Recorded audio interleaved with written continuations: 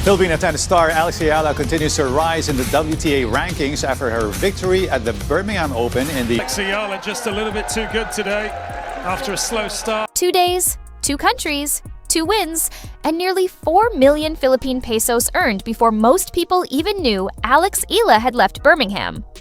Congratulations, Alex. Great match. Look forward to seeing you in the next round. She is unstoppable. Sunday, Birmingham champion. Monday, 118-mile train ride to London. Tuesday, Court 1, Queen's Club, world number 64 across the net, and Alex Eala doing what Alex Eala does now. 6-3, 6-2. Done.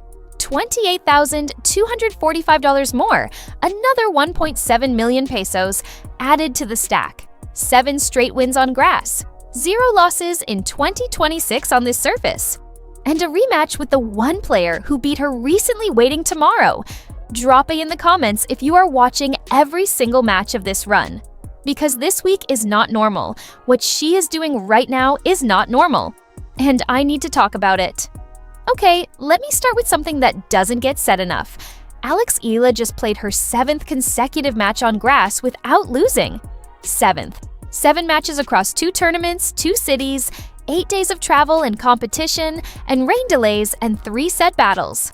And at the end of all of it, she gets on a train to London, shows up at one of the most prestigious grass court venues in the entire world, and beats a 37-year-old former world number 22 who tried to bully her early and couldn't. That is not a hot streak. That is a statement. And the money? Let's talk about the money, because I think people are sleeping on how significant this financial moment is for Filipino tennis. Birmingham title, $33,650. Over 2 million pesos. Queen's Club R 16 appearance fee, $28,245. Another 1.7 million pesos, combined in the space of 72 hours, across 2 tournaments, on the same surface. That is nearly 4 million Philippine pesos earned since Sunday evening. Her career prize money now stands at over 1.9 million US dollars, closing in fast on $2 million. She entered this grass season ranked number 37.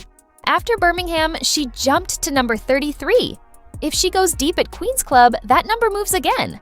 We could genuinely be talking about a top 25 ranking for a Filipino tennis player by the time Wimbledon begins. Top 25 in the world. Do you understand how insane that is? 6 years ago, she was ranked outside the top 500. 6 years ago, nobody outside the Philippine tennis community had heard her name. Today, she is number 33 in the world, earning prize money at a WTA 500 event in London, 2 days after winning a title whose trophy has the names of Billie Jean King, Maria Sharapova, and Ash Barty on it. Now let me tell you about the Jung match, because the scoreline 6-3, 6-2 makes it sound clean. It was not clean at the start, not even close. Zhang Shuai walked onto Court 1 at Queen's Club with one mission: break Alex early and make her feel the fatigue. And for literally the first 2 games, it worked. Jung broke serve in the opening game, held comfortably, led 2-0. And here's what you need to understand about Jung. She is 37 years old, yes, but she is ranked number 64 in the world. She is a former world number 22 in singles, and she is currently ranked number 8 in the world in doubles. She knows the game. She knows how to construct points. She knows how to use experience as a weapon.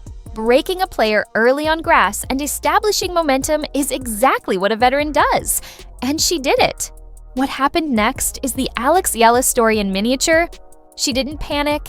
She didn't change too much. She absorbed the pressure, found her footing, and quietly started winning points behind her first serve. And here's the stat that tells you everything about how this match turned. Eala won 17 first serve points in this match. Jung won 10. On grass, where first serve dominance controls the entire rhythm of a match, that gap is the difference between winning and losing. Alex identified the edge, exploited it, and never let it go. She broke back, led 3-2. Then the set went into its most tense moment. Zhang earning 3 break points at 5-3, a last desperate attempt to take it to a tiebreak. 3 break points on grass in a match that had already seen Jung break early. Any player with even a fraction of self-doubt folds there. Alex held, closed it out 6-3 in 37 minutes. First set done. Second set, 3 straight service breaks to open it. which on grass sounds chaotic, but actually shows how aggressively both players were returning. Alex came out of that chaos with a 2-1 lead, held, then broke again for 3-1. Jung made one final push, earned 3 more breakpoint chances, but Alex shut the door again. 5-2, then 6-2. Done. 1 hour and change. 7th straight win on grass. 8 wins in her last 9 matches overall. And she did all of it 2 days after climbing down from a final in Birmingham, shaking hands, taking the trophy photo, packing her bag, and getting on a train. I said it after Birmingham, and I'll say it again. This is not a player warming up for Wimbledon anymore. This is a player on form. Active, present, locked in, winning mode form. And tomorrow she gets the match that everyone has been talking about since the draw came out. Iva Jovic, world number 19, 6th seed, 18 years old, American teenager who beat Alex 4-6, 2-6 at the French Open first round 2 weeks ago on clay, who fired 34 winners in that match, who had Alex trailing 1-5 in the first set before Alex even blinked, who went on to reach the 3rd round of Roland Garros before losing to Naomi Osaka. Jovic is not a soft draw.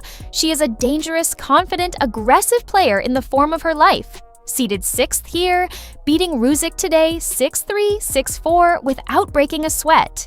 She has beaten Alex in their only career singles meeting. She knows Alex's game because they have practiced together, traveled together, played doubles together. She is genuinely one of the best young players in the world right now. And here is the thing about Alex Eala that Jovic is about to find out. The player she beat on clay at Roland Garros, she doesn't exist on grass. On grass, the left-handed serve creates angles that a right-hander simply cannot generate. On grass, the low bouncing slice backhand that Alex uses so naturally doesn't sit up for punishment. It stays low and forces errors. On grass, the aggressive early ball striking that gets squeezed on clay because you don't have enough time becomes a weapon, because the surface gives you exactly the pace you need to take the ball early and hurt people. Jovic beat Alex on clay. That was the surface asking Alex to do things she doesn't do naturally. This is grass. This is home. And Alex told you herself she wanted revenge. "I hope to avenge my loss," she said, as directly as she ever speaks in public. That is not a polite answer. That is a target. 2 weeks, 1 loss, 7 wins. And tomorrow, a chance to close the loop. Jovic beat her in Paris on dirt. Alex is going to try to beat her in London on grass. And I genuinely believe, not as a fan, but as someone who has watched every match of this grass season, that this is the best version of Alex Eala that Jovic has ever faced. Not the clay Alex, the grass Alex. Number 33 in the world, Birmingham champion, 7-match winning streak Alex. The money is stacking, the ranking is rising, Wimbledon is 19 days away. And tomorrow might be the most important match of Alex Eala's 2026 season so far.